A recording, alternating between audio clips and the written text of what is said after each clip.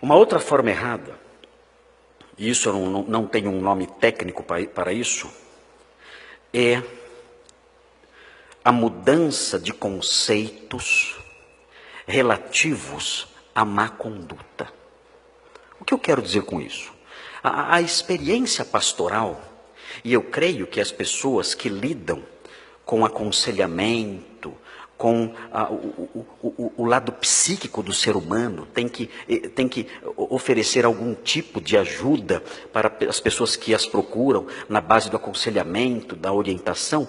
Eu creio que todas elas conseguem perceber esse tipo de postura. A mudança de conceitos relativos à má conduta. Então, eu vou dar um exemplo para vocês de algo que eu vi uma vez e que chamou muito a minha atenção. E isso os irmãos podem aplicar em outros exemplos que devem ter visto. Eu disse para uma pessoa que o que ele havia praticado era adultério. O nome era adultério. Isso que você fez tem um nome. A Bíblia tem um nome para isso. Não é uma novidade, isso há um nome velho para isso. E o nome velho para isso é adultério. Vejam a construção que essa pessoa fez para abrandar a sua consciência. Disse o seguinte: o que eu fiz não é adultério.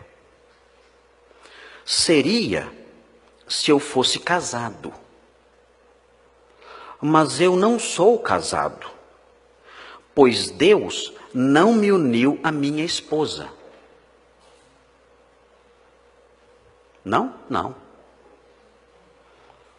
A Bíblia diz aquilo que Deus uniu. Deus não me uniu à minha esposa. Você casou com ela? Casei, mas Deus não me uniu a ela. Se ele tivesse me unido a ela, nós não brigaríamos tanto.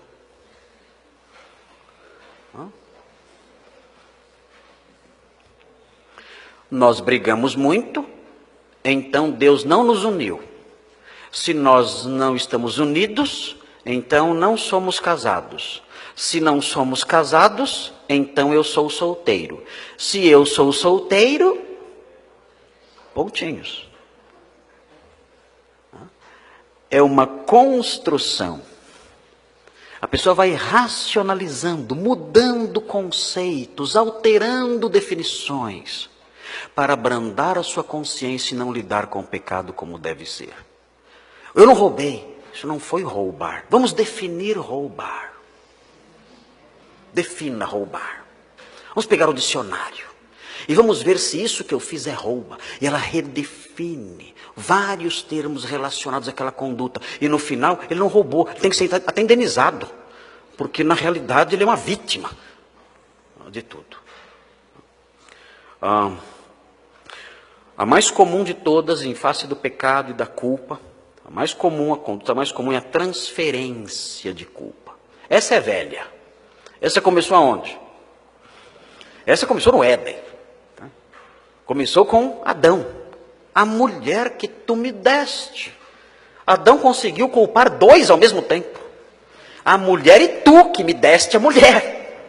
Os dois são culpados. O Senhor e ela são culpados. Eu sou vítima aqui. Eu sou vítima dessa história. De todos aqui, eu sou o mais infeliz de todos. A maior vítima sou eu. A culpa é sua e dessa mulher.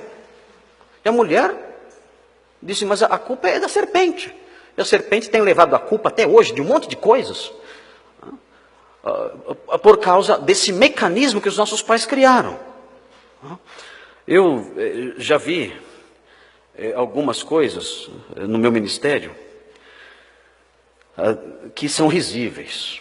Olha essa frase: eu roubei o tênis, mas foi a mídia que colocou na minha cabeça o desejo pelo tênis. A culpa é da propaganda na televisão. Acreditem, é isso. Eu saí praticando essas violências porque fiquei revoltado com o que aquele juiz fez comigo. A culpa é do juiz. Essa aqui é a mais comum, os irmãos vão ver bastante em pessoas que saíram aqui da igreja. Eu abandonei a igreja por causa do pastor. Vocês sabiam que eu sou o maior culpado da apostasia do mundo? Sabe quem é culpado dos apóstatas abandonarem a igreja? Sou eu. Eu sou o maior culpado. Eu já estava fraco. E o pastor, ainda por cima, veio e me exortou. Aí, eu caí no mundo de vez. Pastor malvado, se não fosse o senhor, eu estava na igreja até hoje.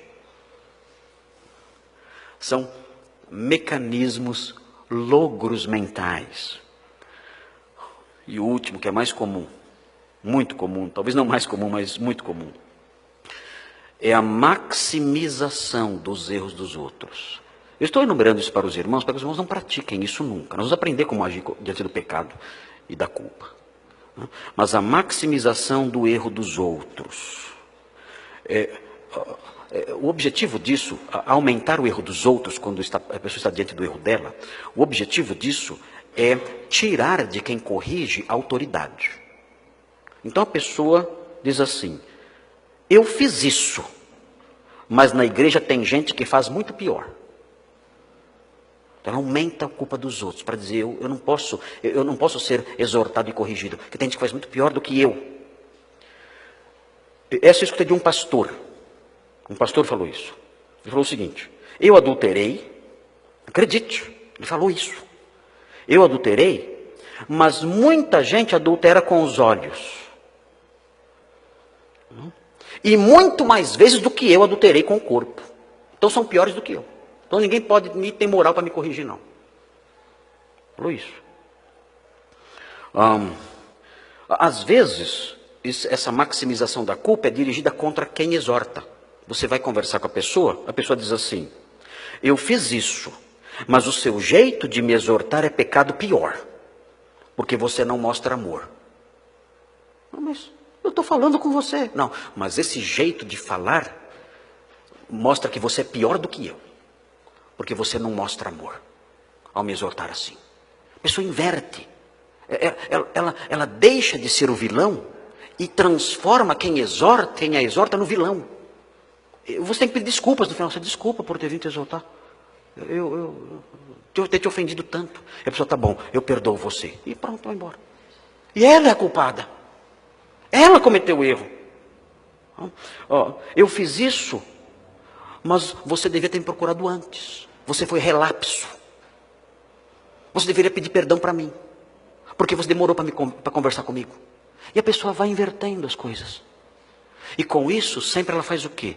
Ela cria uma poltrona mental, artifícios mentais, para poder se sentar e descansar a sua consciência, sem ter que lidar com o seu pecado. Tudo isso, as pessoas que não temem a Deus fazem. As pessoas que não reconhecem a gravidade do seu pecado fazem.